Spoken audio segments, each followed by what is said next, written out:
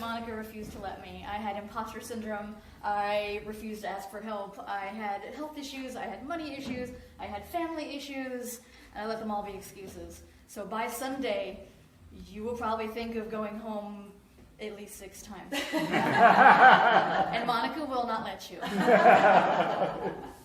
going to give you 2 scenes. Scene 1. The day I decide to keep the baby, I give him a name. William Wyatt. I buy a tiny pair of white baby booties with little monkeys embroidered on them. And I'm struck by how someone who has so quickly become my entire world could fill such tiny shoes. What will I tell him about his father? What about love? Things started simply enough with Fox. We were 2 awkward nerds being awkward together. And I defended his awkwardness because he was like me. And I wonder if he still remembers the night he took my virginity. Of course he does. You always remember your first. Technically, I raped you, he says once he's back in his room. Only there's nothing technical about it. He just didn't stop. And I repeat the word rape over and over inside my head. Did I say no loud enough? Is it my fault for stopping him when I did? Have I been exaggerating? And I search for the remorse in his tone for weeks. For any indication that he knows what he's done, anything that makes it okay to forgive him. I've taken 3 tests before I believe I'm pregnant. I won't have an abortion. I'll find another way. And I turn to friends. They don't understand my decision. What about school? Your career? What about your health? I bet he doesn't remember that night, but I do. It's the night I returned to his bed, and his roommate storming into the room to defend my honor is shocked and confused to find me in his bed. That night I am labeled a liar, because I can't explain. I have nowhere else to go. We need to talk. You know the night whatever. The point is I'm pregnant. No, I don't want anything from you. I don't know. Love me. How can you say that after... What do you mean you deserve a chance to be a good father? Well, maybe you should have thought of that before you take him from me. I know your parents could provide for him, but how could you? Shortly thereafter, I will lie and tell him the baby's gone. I'm 6 months pregnant and something is wrong. I'm bleeding and already going into shock. My blood sugar plummets and I almost die on the operating table. Around me, fathers pace. Around me, families celebrate. But I'm alone. I never get to hold him. He's the decision I made, and he's gone. But I no longer need to defend anyone. Years after losing William, I'm at a baby shower. And from the moment I check yes on the invitation, I regret the entire thing. Aw, look at those adorable booties. Girl, I remember when I was pregnant, I ate nothing but mashed potatoes for a month. You know, you don't really know what love is until you've held your child in your arms. Jen, do you want children? I don't know. Maybe someday? At 30, I look back at the track record. The week my godson is born, I will have surgery to remove an empty sac, and I will have nightmares where I can hear babies screaming from inside me. I've had at least 4 more miscarriages over the course of 7 years. I look back at the track record and realize I'm running out of some days. This year, William would have turned 13, and that's not a fact I'm fully ready to comprehend.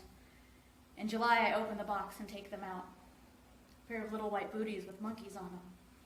And I cry fresh tears. This is the year I accept how much maybe someday is killing me. This is the year I decide to stop dreaming. Mom, Dad, I'm sorry. This bloodline will die with me, and I couldn't even give it a proper fight. And there are no more prayers to pray, just these little white booties.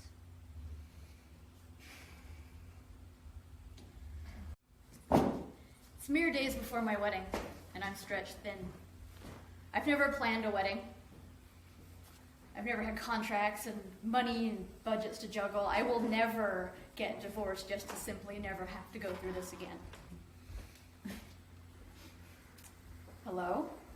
I almost hang up, but he already knows it's me. In 28 years, I have never called my dad in tears, ever. Now here I am at the edge of a cliff with a noose around my neck because I owe the caterer over $1,000 more than I thought I would, and I am certain my wedding will be a disaster. And I know he doesn't have it, but I can't not ask. Daddy? At age 12, I helped plan my mother's funeral. The only person in the world I'd ever felt understood me was gone, and the last words I had said to her were, "Love you, bye." My stepfather tried, but he was a meth addict who lets his friends steal from our house right in front of his blind wife. The one attempt he made was the words on her tombstone, "Forever in my heart." Forever in our hearts. And no one had questioned me. So I didn't cry at her funeral. The thought of people feeling sorry for me made bile rise in my throat. I couldn't look weak. I couldn't look broken. My father cried. I hugged people as they entered. My grandmother cried. I read a poem. My aunts and uncles and cousins cried, and I made jokes to entertain the kids. "Jennifer, what's wrong?" "Jesus, he must think I'm dying to have called him this way. This was a bad idea. I need help." I never tell my father about my rape. Just a week after we watched the Twin Towers fall, he watches me walk through the security checkpoint at SFO, and it's the second time in my life I've ever seen him cry. He worries about my safety, and my own stupid choices have proven him right. I never tell him about my depression or the suicide attempts. I never speak these things out loud, not because I don't think he'll be there for me, not because I don't think he won't understand. I don't tell him because I don't want him to know his only shot at having a child who isn't completely broken has failed. And in this one moment on the phone, I shatter. The levee is broken, and my dad sits on the phone, silently waiting for the storm to ease. "So what do you need? Tell me what I can do for you." And he has never sounded so calculated. And I realize he's been preparing my whole life just to be needed. I chose these two scenes. It was the expected and the unexpected. The first scene I knew from day one was probably going in my show. It was a story I told 1,000,000 times, feelings I was familiar with, and though they were really hard, I was comfortable with them. They were part of me. The second one, I didn't realize was that bad until I was standing at one of the rehearsals and I broke down in tears.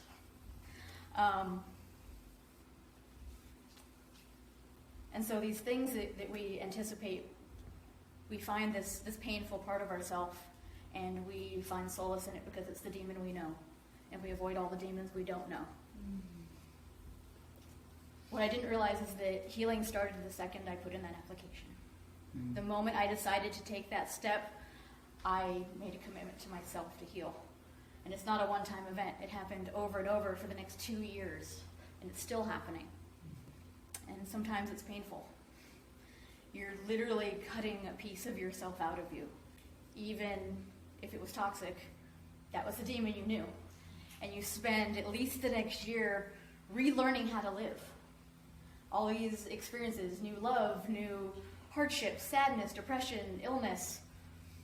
You get to a point where you have to learn new coping mechanisms because the ones you had were shit. The coping mechanisms you had learned were the demon you knew. And they were comfortable, and you hugged them, and you played with them, but they were killing you. So you have to find new ones. And if you're not careful, that hole from the thing you cut out of you will get just as ugly things back inside it. And it was a struggle for me not to refill that hole with things that were bad for me, just in a new way. So in the last year, I've become a lot of new me. I thought the show was the hey, this is new me, because I had gotten a new job, and I had developed these new skills, and had these new hobbies, and it wasn't. It was really all the beginning. But it gave me what I needed to pick up new projects, pick up old projects. I'm writing a second show. I'm writing a book. It cleared away a lot of the crap that I had to dig through to get to actual problems. So I went to get actual medication for real chemical depression, because now all the crap I was putting in front of that was gone, and I could see clearly what was not me. I've started modeling for porn, but it's in my true fashion. Thank you. In my true fashion, it's geeky cosplay porn, because that's who I am. But there's another scene in my show where I fail at being a whore. Basically, I fail miserably at being a whore to my insulin, and these videos that I do now, they're for me. And I've been able to own my body and who I am, because now when I show it, no matter what it's for, it's my decision, it's not my situation. And that's been amazing for me. I've been able to make a lot of healthier decisions for myself. I went to a baby shower last month and really enjoyed myself. I played the games and everything. I've learned to actually ask for help, but I've also learned to trust my intuition and know when I'm using asking for help as a crutch, which is something I didn't know how to do before. I've become more aware of manipulation and unhealthy relationships and gaslighting and not accepting the bullshit. And it's really opened me up to meaningful relationships that let me be me. You know, none of my exes could have ever gone to and gone, so I'm going to do porn dressed as Delirium from Sandman, and I hope you're okay with that, and have them be like, cool, like, send me selfies. And it's been, even with my marriage, we've reached a whole new level of teamwork, and we've gone through some really hard things in the last year, but we've not once raised our voice at each other, and we've communicated. It was a huge thing that opening night, my husband was waiting outside because he couldn't be there on time. And while, yeah, we probably could have delayed a few minutes, I wouldn't do it. And so we've really worked on communication and not being defensive with each other, because we can't do that anymore. I stepped outside of a lot of comfort zones. I've worked for an airline for 10 years and never left the country until November. And I went all the way to Dubai. All these things are because I've realized that I'm not broken. And when you realize that you're not broken, you can do the impossible. Every time I share my link for Good Girl, I get somebody new who says, you know, you've inspired me. You've done this for me. You've encouraged me to tell my story, even if it's just to you. Like, I have a whole flock of people now who just come to me to tell me their stories. And that's cool. Like, I can't do anything about it, but we'll just sit here and talk. And it's been really good for me and my community, my spiritual community, my poly family community, all these people who just sit around in a circle and share. And that's what my new show's about. It's about just sharing and how we find these ways as a community to just share each other. And that's what I think this is about. Just sharing each other with each other will make you powerful. I've really found my voice, and it's beautiful. And I've also found what it takes to be silent and be really comfortable in that silence and not divert attention and not crack jokes and not try to take away from someone else's experience because I'm uncomfortable with them having an experience. It's been my goal for decades just not to make people sad. And letting people, the first time I watched the show, it was with a new boyfriend. And it took all I could do not to talk and not to say things and tell stories, and because he needed that experience. And I realized it wasn't because of me, it was for me. And he was there to support me, and he was having his own process, and it wasn't my job to fix that, and it wasn't my place to interfere with that.